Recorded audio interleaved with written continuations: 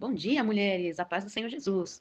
Puxem suas cadeiras, assentem-se ao redor dessa mesa, porque hoje nós nos alimentaremos de mais uma porção gloriosa servida pelo próprio Jesus, dando continuidade ao nosso projeto de 21 dias, ao nosso propósito de falarmos sobre essas mulheres que, na sua grande maioria, nos ensinam a ser e algumas a não ser como exemplo delas. E hoje nós falaremos sobre Lloyd, a avó de Timóteo. Mas como o papai é lindo, de presente também falaremos de Eunice, a mãe de Timóteo e, consequentemente, filha de Lloyd. Olha só que privilégio. Será impossível falar da vozinha sem falar da mãezinha de Timóteo. Duas mulheres que nos ensinaram muito nesta manhã. A Bíblia nos conta, em 2 Timóteo, capítulo 1 e os versículos 3 ao 5, nos diz o seguinte: Dou graças por você, ao Deus que sirvo, com a consciência limpa, como serviram seus antepassados. Sempre me lembro de ti em minhas orações, noite e dia. Quero muito revê-lo, pois me lembro de suas lágrimas. Nosso reencontro me encherá de alegria. Lembro-me de sua fé sincera como era de sua avó Lloyd e de sua mãe Eunice. E sei que em você essa mesma fé continua firme. Oh, glória a Deus, que coisa mais linda. Aqui o apóstolo Paulo, ele escrevendo a Timóteo, ele dá testemunho, irmãs, que a fé de Timóteo é aquela fé que foi absorvida por Timóteo através do testemunho e da vida de Lloyd, sua avó, e Eunice, sua mãe.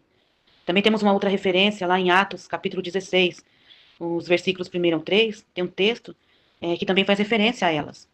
Paulo foi primeiro a Derbe e depois a Listra, onde havia um jovem discípulo chamado Timóteo. A mãe dele, Eunice, era judia convertida e o pai era grego.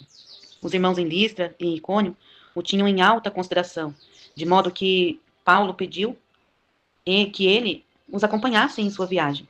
Em respeito aos judeus da região, providenciou que Timóteo fosse circuncidado antes de partirem, pois todos sabiam que o pai dele era grego. Olha só que coisa mais interessante que a Bíblia nos traz nesta manhã, irmãs. Que Eunice, ela era uma judia crente, mas casada com um homem não crente, como diz em Atos 16, o versículo 1. O pai de Timóteo, irmãs, era grego, e a Bíblia não cita o nome do pai de Timóteo.